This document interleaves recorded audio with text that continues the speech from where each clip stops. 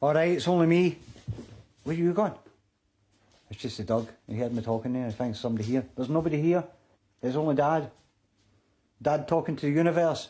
The universe might not be listening. Yes, yes. No, I just come on tonight because I haven't bought any box sets for a while. I think the last one of these videos I did was maybe for the Black Sabbath Live Evil remix, because there haven't really been any box sets that I've been interested in getting this year. This is an older one. It's come out a few years ago, and I kind of swithered on getting it because it's I've got all the albums that are in it, so I didn't think it was that essential. But then I thought, bugger it, man. I'd some of my birthday money left out, I had nothing left else to buy. So I thought, we'll get this. But I mean, box sets coming thick and fast quite soon. The Thin Lizzy 1976 box set's due Friday. So I might get that because I'm quite interested now. I hear the remix of Johnny the Fox and Jailbreak.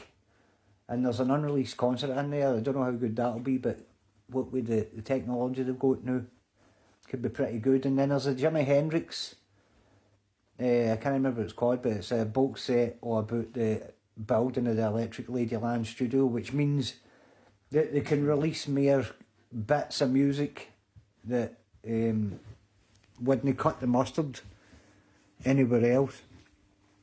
So anyway, let's talk about this Hawkwind box set we've got here. What this is called Days of the Underground. And it's the late 70s Hawkwind. Ken, everybody's got their own favourite version of Hawkwind. Whether you're somebody like the early days, In Search of Space, Hall of the Mountain Grill, that kind of thing. Or then, of course, there's Warrior at the Edge of Time for 1975. And the Space Ritual, that kind of, the early Hawkwind, and then the late 70s, which this box set covers. When you get Robert Calvert coming in, as he had been on stage as being the poet and stuff, but he actually came in at this point to be the lead singer proper, Hawkwind. Dave Brock still chipping in a wee bit with the singing, Nick Turner. But of course Nick Turner wouldn't be on this box set. I'm pretty sure he left after the Astounding Sounds, Astonishing Music album. So what this album actually covers here is the album Quark, Strangeness and Charm, Hawk Lords and PXR5 for the late 70s. It's a 10 disc box set with 2 Blu-rays. Aye. Covers everything between 1977 and 1979 with, I think it's like 4 live concerts. Let's have a look here what's on here. That's disc 1 there. It's Quark, Strangeness and Charm. Easy for me to say. With a bunch of bonus stuff on here. Hawklaw's 25 years on. And there. With bonus stuff on the disc. Third disc is of course PXR5. With a bunch of stuff on there. Alternative takes. Then you've got live at on CD 5. Wait a minute, am I missing it? Have I missed a CD? How's it go? 1, 2. Alright, aye, like the second disc is the Quark sessions. Disc 5 years, live at Fairfield Hall, live at the Gaumont next Ipswich. Disc 6, live at De Montfort Hall, Leicester. And then disc 7 is the Sonic Assassins gig at the Queen May Hall in Barnstable. And then disc 8 is the Hawklords live at Brunel University. These concerts have all had a new mix, so I'm quite looking forward to hearing them. I've heard some of them before. And then the 2 Blu-rays here. Yeah, first one's got Quark, Strangeness and Charm. These are 5-1 mixes by Stephen Wilson, who has done some good work, has done some stuff that's meh. Disc 6 is 25 years on. Hawklords. A couple of Hawklords things, videos in PXR5 with a 5.1 mixer. There's also the video for Quark Strings and Charm in there for the Mark Bolan teleprogram, must be about 1977, which I'm pretty sure might be the only ever appearance of Hawkwind that didn't feature Dave Brock in the band. So anyway, let's get tore in here, let's get the knife out and open this and see what's in. I'm going to set the camera there now. Didn't fall off. Don't! I say it's going to fall off and then it falls off. Right, anyhow, let's open this and see what's in here. Where are you going? There's nothing in here for dogs. Nothing. See, I've actually waited for about a month for this coming because I think they only make them to order. Know that it was like super expensive, because if it was I wouldn't have got it. But it had to come from Italy. There, that's it. I don't want to damage the bulks while I'm opening the bugger. But this is another one of these 10-inch boxes. And I've got a couple of these already because the Thin Lizzy Live and Dangerous box set is this size, and the Def Leppard The Early Years one is this size. There might be another one over there that's about this size, but this seems to be the size now. I don't know what. It might be the size of a 4 CD disc in here. Take the cellophane off, keep the sticker, because when you're a collector, you like to keep these things. But anyway, here we go. Open this out. A nice sturdy sleeve here on that box with the guy with stretching out his cheeks. See, I've seen that picture before somewhere, but I don't know where it would be. But anyway, Ken, that's always top marks for the outer packaging of a box set, because these things, although when they come to my house, I usually have them out for a couple of days and then they disappear onto a shelf and just sit there forever. But anyway, what we got here, this first thing I've pulled out here is like a fold out opening thing with pictures of the band on the outside there, and then on the inside you've got 4 discs with the 2 Blu-rays on there. And I'm assuming that the rest of the band are on this one, and that's the other 4 discs. So it's like 8 CDs and 2 Blu-rays. So that's all the discs taken care of. Also in here we have a poster for Quark Strangeness and Charm, and it's also a concert poster here for a tour. This is a Hawkwind Spring Tour 1977 in June. It should be the summer tour. Released on the 24th of June, which is a date special to myself. That's our Christina's birthday. So Christina, on your birthday, Quark Strangeness and Charm, the album by Hawkwind, was released. Now this is what I really like. It's like a book that you can sit and read. So what we've got here is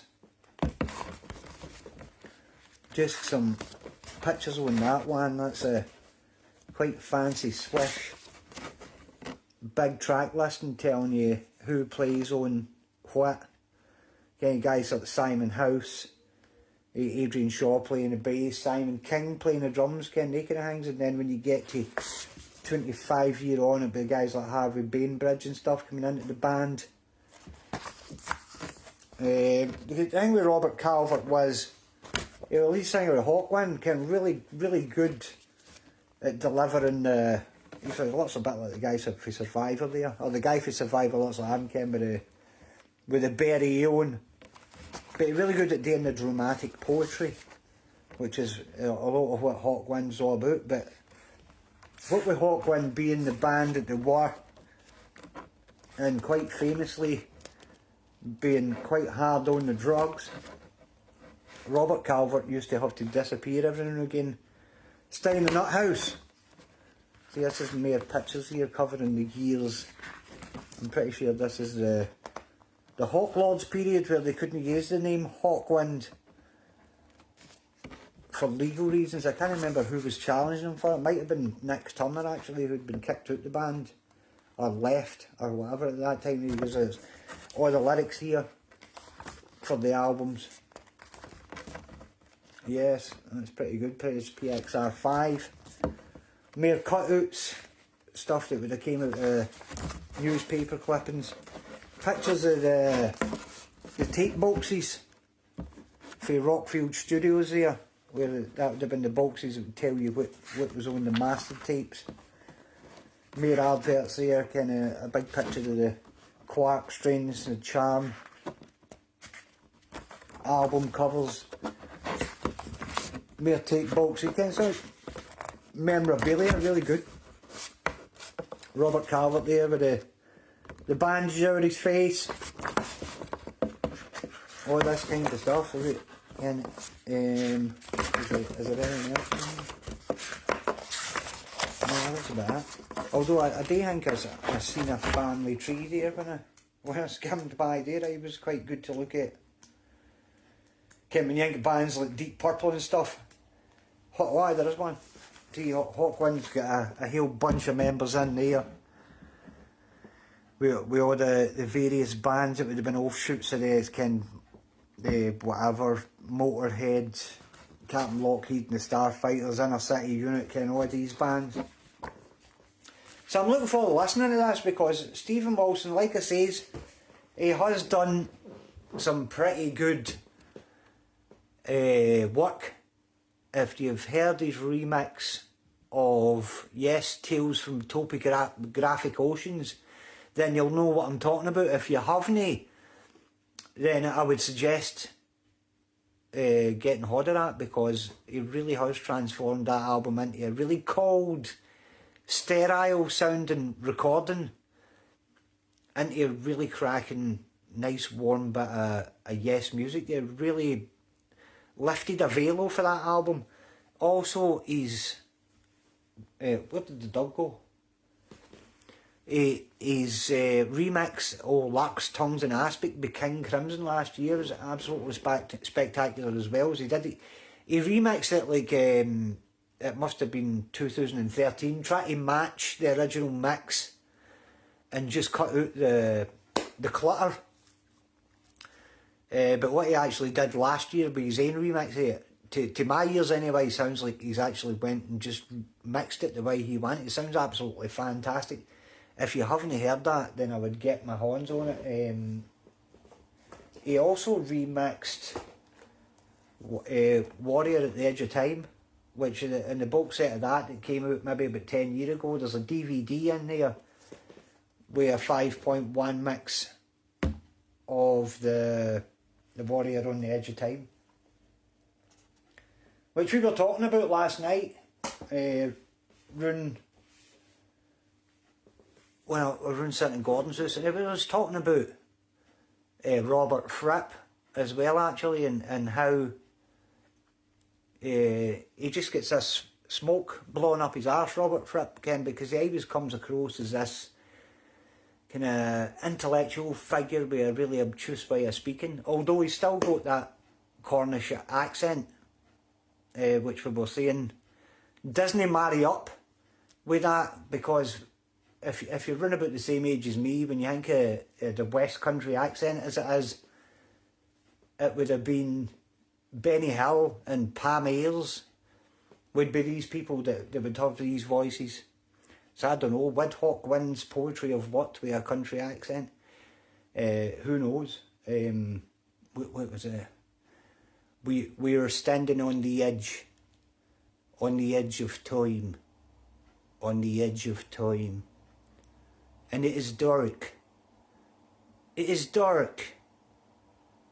It is dark. It is dark, so dark on the edge of time. And we're tired of making love. We are the lost. We are the ravaged. We are the unkind. We are the soldiers on the edge of time. And we're tired of making love. Where are our children? Where are our fathers? Where is desire? It is cold, so cold, on the edge of time. Where is our joy? Where is our hope? Where is our fire? It is cold, so cold, on the edge of time. We are the last. We are the forgotten. We are the undying. We are the soldiers on the edge of time. We are the veterans of 1,000 psychic wars. We are the soldiers on the edge of time. We are the victims of a savage truth. We are the soldiers on the edge of time. And we're tired. We're tired. We're tired. We're tired of making love. Don't know, it might have worked, might no. Sounds a bit more like Benny Hill to me, but anyway, thanks very much if you tuned in. I'm going to go and listen to a bit of this and see what it's like. I'll report back later and let you know. But I'm really looking forward to listening to the remixes of Quark Strange and Charm, 25 Years On, Stroke, Hawk Lords, and PXR5. So enjoy the rest of your night, and thanks very much if you tuned in and watched. Keep listening to Hawkwind. Good night.